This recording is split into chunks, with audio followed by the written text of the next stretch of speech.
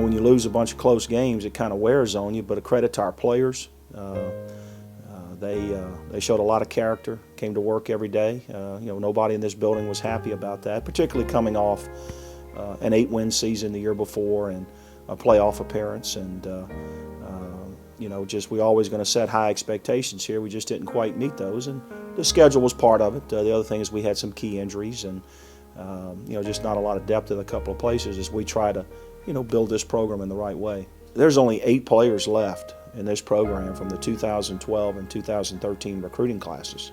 8 in those 2 years. So, you've got to build your depth.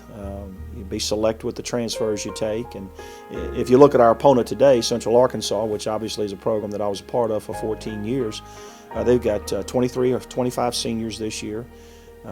If you look at their 2 deep, 18 of their starters were kids we recruited, and they're all 4th and 5th year guys, sprinkling a sophomore too. But that's how you do it. It's retention, it's player development, it's spotting in that critical transfer if it's available to help you fill a gap. But there were a lot of gaps, and it really didn't show up last year as much because we had some really talented players and experienced players and some mature pieces this year.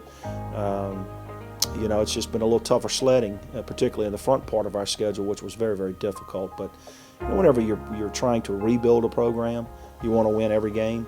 But truly, it's a 3, 4, 5-year process, and that's what we're in it for, is the long haul to do it right so that the university here can have something that they feel good about, not just 1 year or 2 years, but can be a sustainable program. Raised 3 kids in a great community like Conway around just awesome people. I've worked for great administrators, built awesome relationships.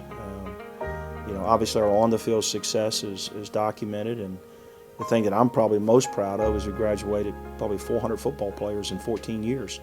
But you're right. I mean, there's a personal component to it, and I'm looking forward to seeing the people that I used to see every day or every week. But at the end of the day, myself, Zach, who's our quarterback, we've got to be tempered and measured and focused and on point to the things that are at hand, and that's competing against and trying to knock off one of the conference leaders in UCA. Well, I'm super excited about the video board that we're putting in place, and then the potential to build an end zone facility here in the next year or so. And but you're right. I mean, the second half of the season is very important here.